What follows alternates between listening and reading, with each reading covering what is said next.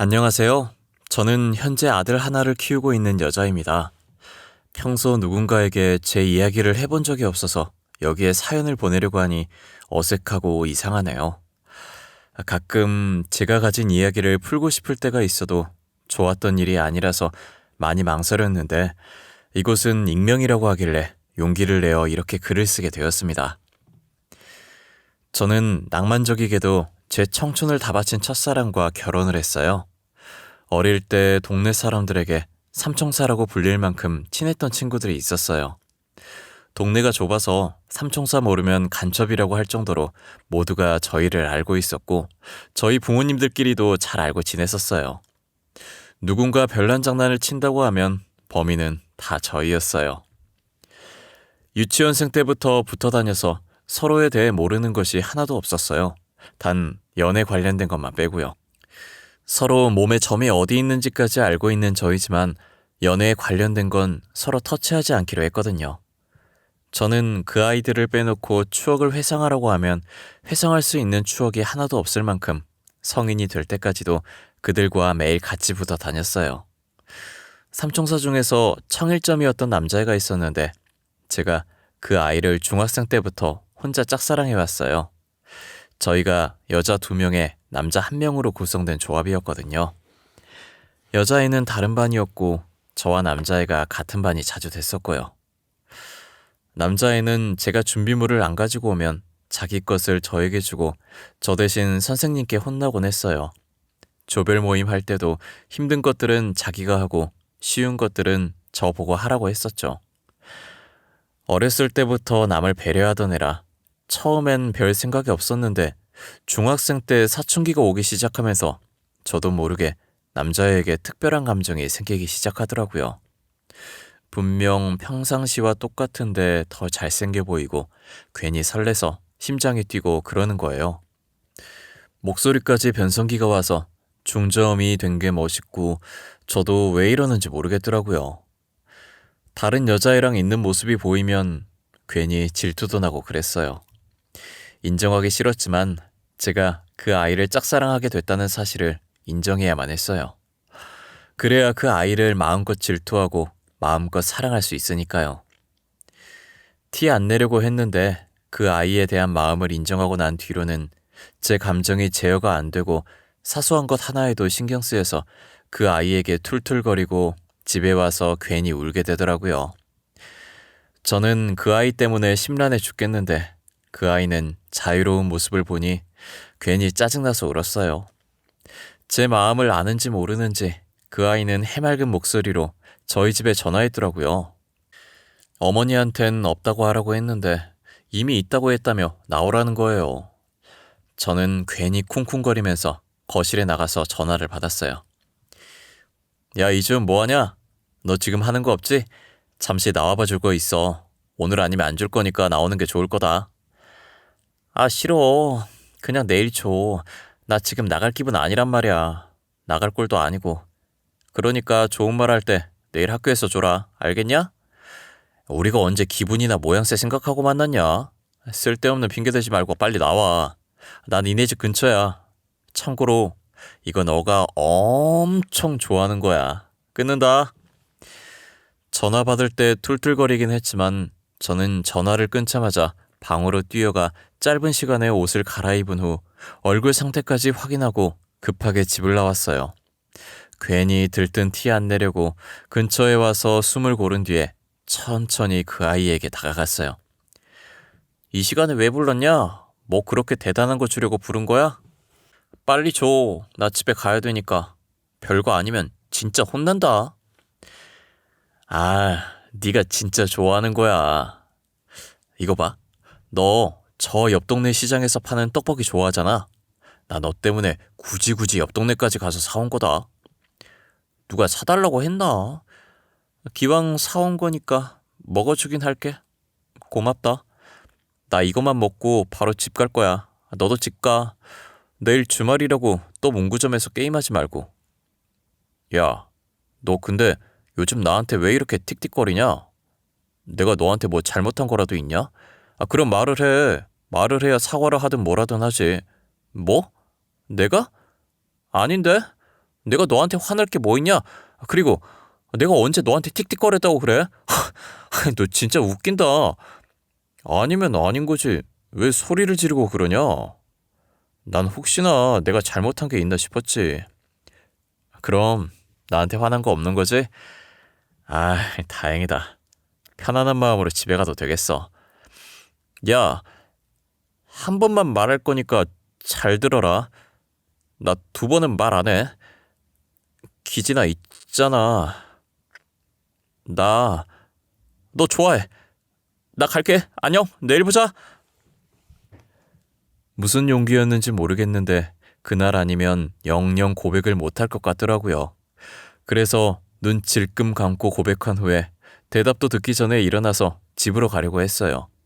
그런데 그 아이는 제 손목을 잡더니 왜 대답을 안 듣고 가냐고 하더라고요. 그러더니 자기도 좋아한다고, 저보다 먼저 좋아했다고 고백하는 거예요. 왜 고백 안 했냐고 했더니 제가 자기를 남자로 안 좋아하는 것 같아서 안 했다고 하더라고요. 저희는 서로의 마음을 확인하고 아직 나이는 어리지만 나름 그 나이 때에 풋풋한 연인이 되었어요. 같이 다니던 여자아이도 저희가 연인이 된 걸 알고 진심으로 축하해 주더라고요. 혹시나 중간에 헤어져서 우리 관계가 어색해지면 어쩌나 했는데 걱정과 달리 성인이 될 때까지 저희는 한 번도 싸우지 않았죠. 성인이 되고 각자 취업을 한 뒤 어느 정도 자리가 잡혔을 때 남자친구가 제게 청혼을 했어요. 처음 저희가 연인이 된 장소에 가서 똑같은 위치에서 청혼을 한 거예요. 거창한 프로포즈는 아니었지만 특별한 장소에서 특별한 사람과 함께 있으니 되게 낭만적이더라고요. 제 인생에서 최고의 프로포즈를 받았는데 어느 누가 거절을 하겠어요. 저는 망설이는 사이에 장난이었다고 할까봐 냉큼 남자친구의 청혼을 받아들였죠. 저희는 앞서 말했듯이 동네가 좁아서 부모님들끼리도 서로 잘 아는 사이라 결혼 허락받는 건 문제도 아닐 거라고 생각했어요. 흔쾌히 허락해 줄 것이라는 저희 생각과는 달리 시어머니께서 저희 결혼을 엄청 반대하시는 거예요. 제게 대놓고 더 괜찮은 집안과 결혼시키고 싶다고 딱 잘라서 말씀하시더라고요. 집안은 비슷해도 제가 대기업에 다니고 있었기 때문에 그걸로 어필을 해보았는데 전혀 통하지 않았어요. 저는 시어머니의 마음을 돌리기 위해서 매일 시댁에 찾아가서 얼굴 도장을 찍었어요. 선물하면 성의 없고 뇌물처럼 느껴질까봐 음식도 해드리고 청소도 해드리고 할 수 있는 건 다 해드렸죠. 저 못지않게 남자친구도 매일같이 시어머니를 앉혀두고 설득하느라 힘들었다고 하더라고요. 저와 남자친구의 노력이 통했는지 결국 시어머니께서는 두 손 두 발 다 들고 결혼을 허락해 주셨어요. 저희는 힘들게 허락받은 만큼 누구보다 잘 살겠다고 다짐했어요.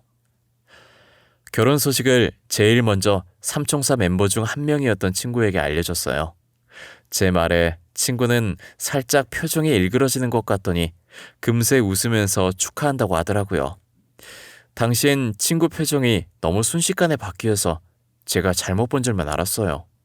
손뼉을 치면서 진심으로 축하해주는 모습에 저도 활짝 웃으며 고맙다고 했죠. 친구는 드레스며 예식장이며 추천도 많이 해주고 같이 보러도 가줬어요. 친구 덕분에 예쁜 드레스를 입고 화려한 예식장에서 모두의 축하를 받으며 결혼식을 올렸어요. 앞으로 행복한 일만 가득할 것 같았던 결혼식이 끝난 순간부터 저의 순환은 시작되었어요. 시어머니께서는 남편이 하도 졸라서 어쩔 수 없이 결혼을 허락한 거라며, 그러니 시댁 사랑 받을 생각했다면 일찌감치 접으라고 하시더라고요. 아무리 며느리로서 제가 탐탁치 않아도 그렇지 면전에 대고 그런 말을 하시니 너무 서운했어요. 그래도 저는 노력만 한다면 언제든 시어머니 마음을 돌릴 수 있을 것만 같았어요. 제가 하기 나름이라는 생각에 아직 부모님에게도 안 했던 효도를 시어머니께 했었어요. 신혼집도 시댁 근처에 마련해서 매일은 아니더라도 일주일에 2번은 꼭 갔었어요. 하지만 시간이 지나도 시어머니는 제게 마음을 열 생각이 전혀 없으신 것 같더라고요. 그나마 시아버지께서는 제 편이라 언젠간 시어머니도 제 마음을 알아줄 거라고 위로해 주셨어요. 남편도 저와 시어머니 사이에서 답답해하고 눈치 보기 마찬가지였어요. 그런데 삼총사 중 한 명이었던 친구가 남편과 저의 결혼 후 부쩍이나 시댁에 자주 놀러 오더라고요. 서로 친했고 각자의 집에 자주 놀러 갔던 터라 처음엔 신경을 안 썼는데 놀러 오는 횟수가 점점 잦아지면서 저도 은근히 신경이 쓰이는 거예요. 더구나 시어머니께서 친구 집안과 제 집안을 종종 비교하곤 했었거든요. 친구는 대대로 사업을 하는 집안이라 저희와 달리 엄청 부유한 집안이었어요. 그래서 시어머니께서 장사하는 저희 집안과 사업하는 친구의 집안을 비교했었죠. 친구는 시댁에 놀러 오면 자기가 며느리인 양 시어머니 옆에 꼭 붙어 있어요. 시어머니의 팔짱을 끼면서 이야기를 나누는데 모르는 사람이 보면 친구를 며느리로 볼 정도였어요. 가끔 밖에 돌아다닐 때도 그러고 친구가 어머님 어머님 하면서 애교를 부리니 그걸 듣고 모르는 사람들이 며느리냐고 물어보곤 해요. 그런데 시어머니도 그렇고 친구도 그렇고 그 말에 딱히 부정도 긍정도 하지 않고 웃어넘겨요. 저는 그런 걸 목격할 때마다 한마디 하고 싶었지만 속 좁은 사람 될까봐 아무 말도 못했어요. 그런 질문들을 받으면 아니라고는 안 했지만 그렇다고 딱히 맞다고도 하지 않았으니 괜히 나섰다가 저만 유난이라고 생각할 것 같았거든요. 그리고 항상 그런 얘기를 듣고 집으로 돌아오면 시어머니께서 항상 하는 얘기가 있어요. 아유, 네가 진짜 내 며느리였으면 얼마나 좋았겠어. 집안도 좋고 성격도 싹싹하니 우리 아들 옆자리에 딱인데 말이야. 에이, 어머님, 주은이가 들으면 서운해하겠어요. 그러지 마세요. 제가 봤을 땐 주은이가 착하고 손도 야무진 게 며느리로 제격이에요. 시은아, 근데 나도 너가 우리 기진이랑 결혼할 줄 알았어. 둘이 되게 잘 어울렸잖아. 아, 진짜 기진이랑 결혼할 줄은 꿈에도 몰랐는데. 사귄다고 했을 때도 저러고 말 줄 알았어. 아유, 그러게나 말이다. 나도 둘이 만난다고 했을 때 소꿉놀이처럼 잠깐 만날 줄 알았지 결혼하겠다고 할 줄은 몰랐다니까. 우리 아들은 보는 눈이 너무 없어. 아, 다들 그만하세요. 주은이 앞에서 무슨 말을 하시는 거예요, 정말. 주은아, 어머님이랑 지연이가 괜히 이러는 거야. 결혼시키고 나서 서운하니까. 우리 밖에 나가자. 남편에게는 쌍둥이 여동생이 있었는데 시어머니랑 합세해서 제게 비아냥거리는 게 일상이었어요. 친구만 집에 안 오면 비교 안 당할 텐데 친구는 맨날 이런 모습 보면서도 시댁에 계속 놀러오고 시어머니와 신우가 저를 무시하면 저런 식으로 달래면서 밖으로 데리고 나가요. 혼내는 시어머니보다 말리는 신우가 더 밉다고 저는 그런 친구가 너무 밉더라고요. 그래도 제 기분을 풀어줬던 건 그 친구뿐이라 한편으로는 고맙기도 했어요. 친구는 아이 가지면 시어머니께서 마음을 돌리실 거라고 아이를 가져보는 게 어떠냐고 하는 거예요. 저는 친구의 말을 곱씹어 생각해 봤는데 물론 자기 핏줄이 생기면 시어머니께서도 좋아하시겠지만 임신이라는 게 제가 당장 임신하고 싶다고 해서 바로 할 수 있는 게 아니잖아요. 저와 남편도 시어머니 마음을 돌리는 데에는 손자밖에 답이 없을 것 같다는 생각이 들어서 반년을 노력했는데도 임신이 되지 않았어요. 포기해야 하나 싶었을 때쯤 속이 울렁거리고 계속 잠이 쏟아지는 게 혹시나 하는 마음에 병원에 가서 검사를 받아보니 임신이라는 거예요. 임신 소식을 알리니 시어머니께서도 엄청 좋아하고 고생 많았다고 안아주시더라고요. 처음으로 느껴보는 시어머니의 따뜻한 품에 저도 모르게 눈물이 났어요. 시어머니께서는 혹시나 아이가 떨어질까 노심초사하시며 저를 챙기셨어요. 거기다 아들이라는 소식에 저를 업고 다니고 싶을 정도로 좋다며 소리 지르시더라고요. 그런 시어머니의 모습을 보고 남편과 저는 아이가 뱃속에서부터 효자라고 웃음이 끊이질 않았어요. 저희는 이제 됐다고, 아들 덕분에 앞으로는 행복한 일들만 있을 거라고 생각했어요. 이 기쁜 소식을 친구에게도 알렸는데 친구 표정이 점점 일그러지더라고요. 너무 안 좋아 보여서 왜 그러냐고 했더니 친구는 아무것도 아니라고, 개인적인 일 때문에 기분이 안 좋다고 하길래 그런 줄만 알았어요. 저는 시어머니의 보살핌을 받으며 아들이 태어나기만을 기다리고 있었어요. 하지만 평화는 잠시였고 얼마 지나지 않아서 시어머니와 신우는 제 임신을 부정하기 시작하는 거예요. 주은이, 너 여기 와서 앉아봐라. 내가 묻는 말에 솔직하게 말해야 한다. 알겠니? 네 뱃속에 있는 아이 말이야. 그 아이 우리 기진이 아이가 맞는 거니? 어머님, 뜬금없이 그게 무슨 말씀이세요? 당연히 저희 남편 아이죠.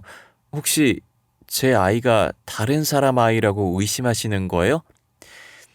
의심할 수밖에 없지. 아니, 의심이 아니라 확실한 증거로 확인받으려는 거지.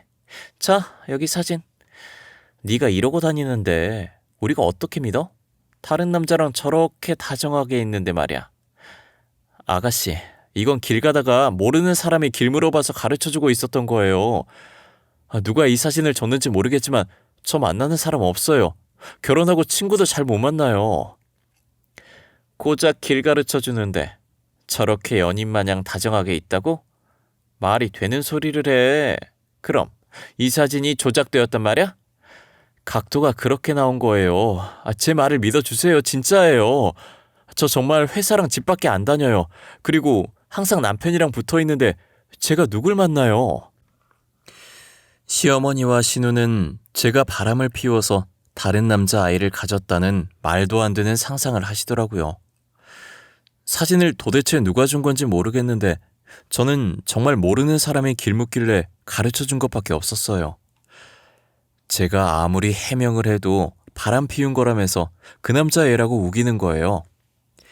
진짜 돌아버릴 것 같은 노릇이라 말이 안 나왔는데 남편이 뭐 하는 짓이냐고 막아줘서 일단락이 됐어요. 시어머니와 신우는 아이를 낳을 때까지도 의심의 눈초리로 저를 쳐다보더라고요.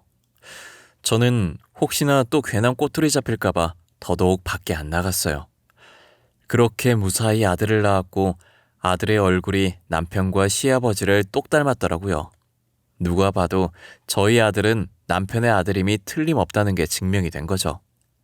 시어머니와 신우는 친가를 쏙 빼닮은 아들의 얼굴에 우길 말이 없어서 머뭇거리더니 이젠 하다 시아버지와 제 사이를 의심하기 시작하더라고요. 얘, 얼굴이 우리 남편이랑 똑같이 생겼어. 지연아, 이것 좀 봐봐라. 네 아빠랑 똑같이 생겼지 않니? 아니, 왜 손자가 우리 남편을 닮아? 엄마, 진짜 우리 아빠랑 똑같이 생겼어. 우리 아빠 애라고 해도 믿겠는데? 새언니, 설마 아니지? 우리 아빠 애면 진짜 막장인 거 알지? 어머님, 아가씨, 지금 무슨 말을 하시는 거예요? 이젠 하다 시아버지와 저를 의심하세요? 저번부터 진짜 저한테 왜 그러세요? 그렇게 못 믿겠으면 유전자 검사 해보면 될 거 아니에요. 엄마랑 지연이 둘 다 진짜 왜 그래? 주은이를 왜 이렇게 괴롭혀? 사람을 왜 못 살게 구냐고.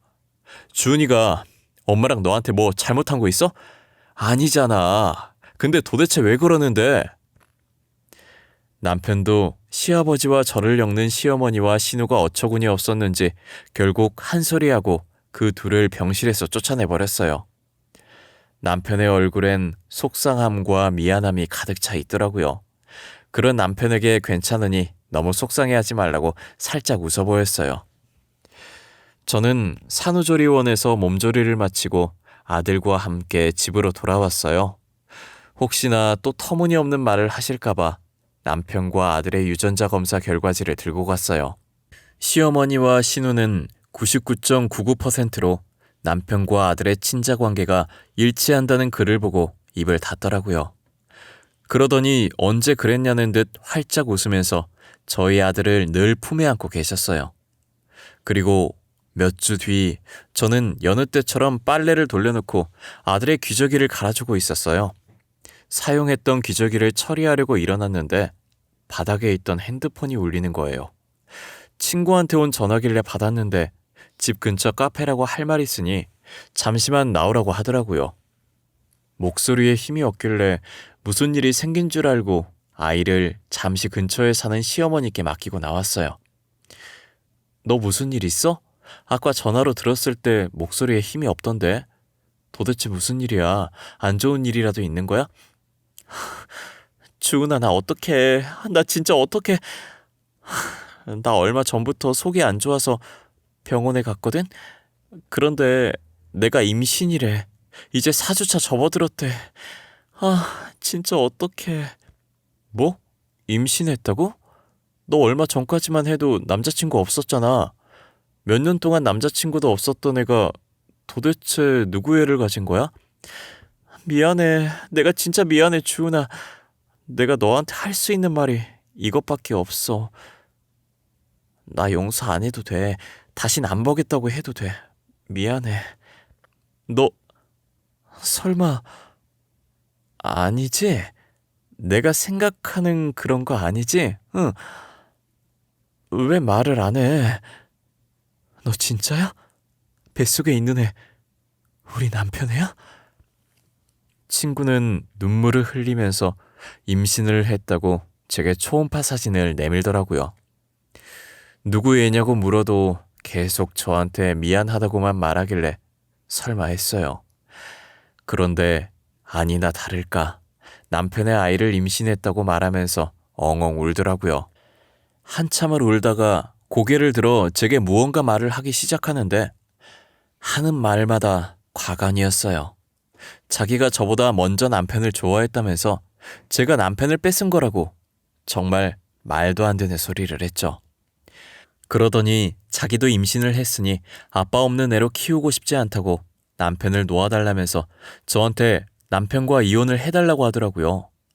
그럼 지금 제 아들은 아빠 없는 애로 키워도 된다는 말이냐고요. 제게 미안하다고 용서하지 말라고 하더니 이혼해달라고 그런 거였어요. 얼마나 뻔뻔하던지 뺨이라도 시원하게 내려치고 싶었는데 CCTV가 있어서 차마 그러진 못하고 제 앞에 있는 물을 친구 얼굴에 뿌려버렸어요.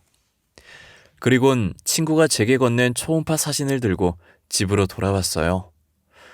탁자에 초음파 사진을 올려두고 남편이 올 때까지 그 사진만 빤히 쳐다봤어요.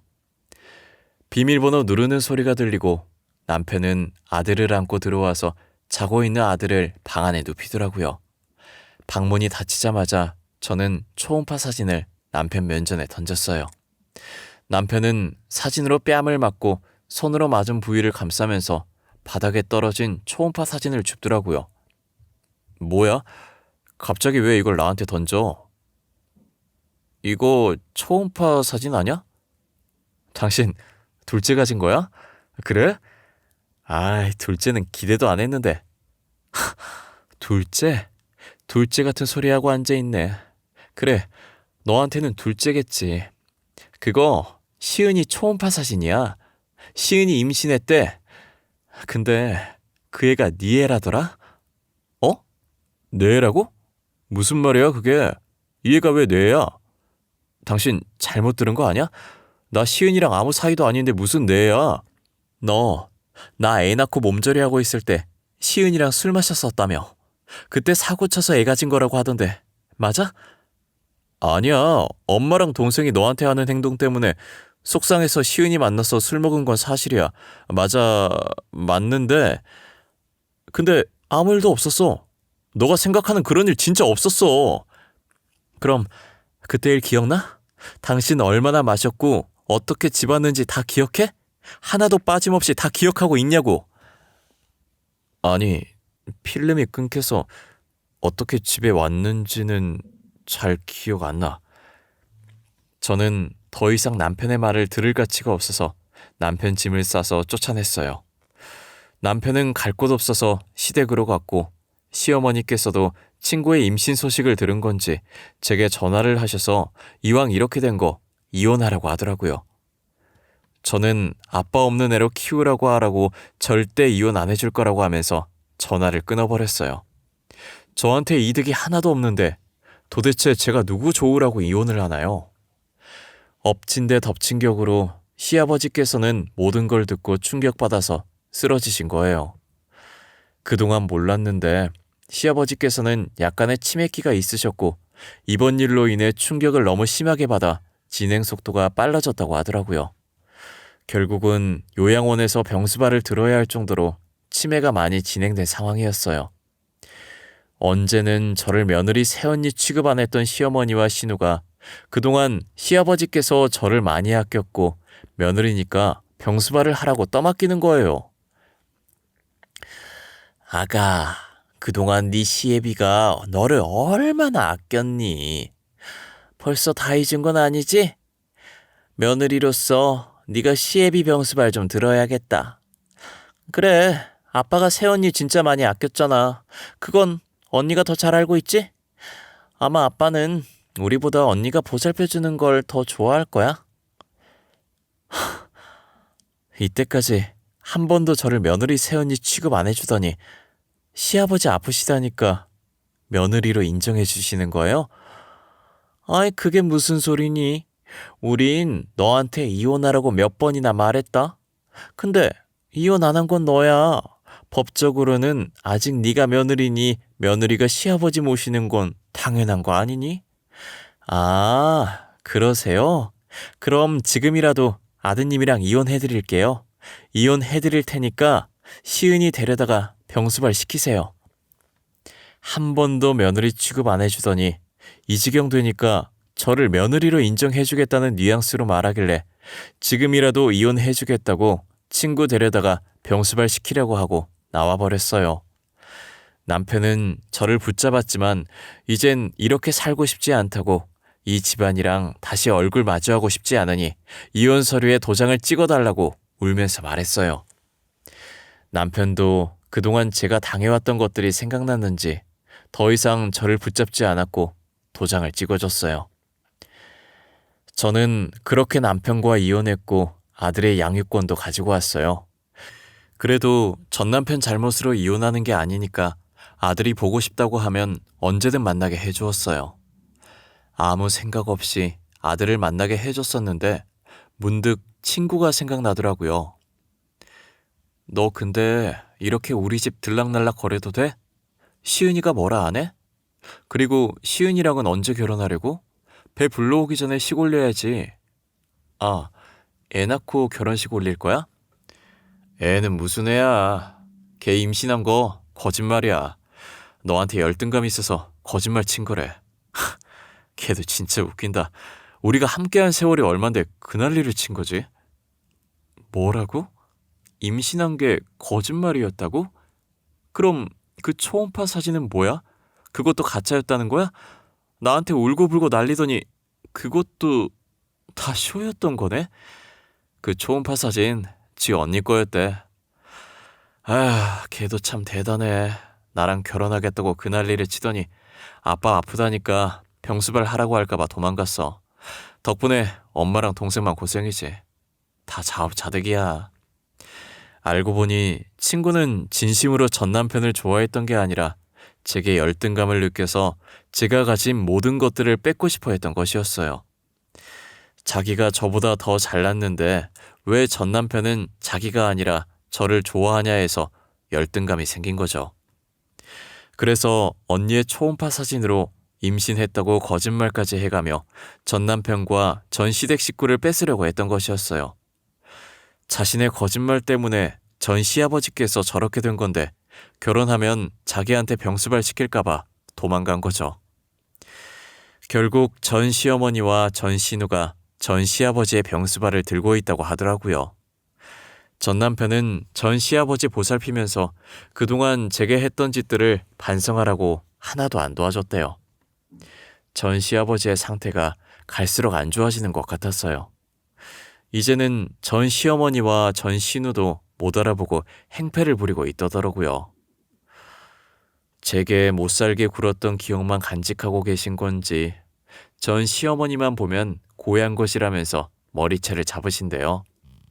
그러면 전 시어머니는 머리채 잡힌 상태로 울고 전 신우는 전 시아버지 손을 때리고 난리래요. 전신우가 자꾸 자기 손 떼려고 하자 다른 손으로 전신우 머리채를 잡아챈다고 하시더라고요. 결국은 간호사가 말려서 전 시아버지를 떼어놓으면 전 시어머니와 전 신우는 머리가 산발이 된 채로 운대요.